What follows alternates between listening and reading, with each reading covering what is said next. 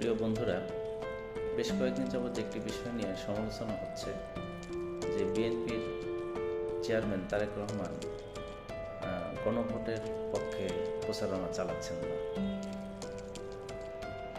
এটা নিয়ে সমালোচনা চলছে। জামাত, এনসিপি সবাই প্রচারণা চালাচ্ছে, কিন্তু বিএনপি গণভোটের পক্ষে কোনো কথা বলছেন না। তো গতকালকে দেখলাম তারেক রহমান গণভোটে হ্যাঁ ভোটকে জয়যুক্ত করার জন্য কথা বললেন, এবং এটা উনি অনেকদিন পরে হয়তো বুঝতে পেরেছেন বা ভুলে গিয়েছিলেন এটার পক্ষে কথা বলার জন্য বা গণভোট নিয়ে কথা বলার জন্য। উনি গতকাল এই কথা বলেছেন। আশা করি এখন সমালোচনা বন্ধ হবে। এখন তো তাহলে ভোটের মাঠে যে কয়টি দল আছে সবাই গণভোট নিয়ে কথা বলছে। তো আমাদের এখন দেখার পালা যে গণভোটে হ্যাঁ ভোট অথবা না ভোট কোনটা জয়ী হয়। যেটা জয়ী হবে সেটার উপরই দেশে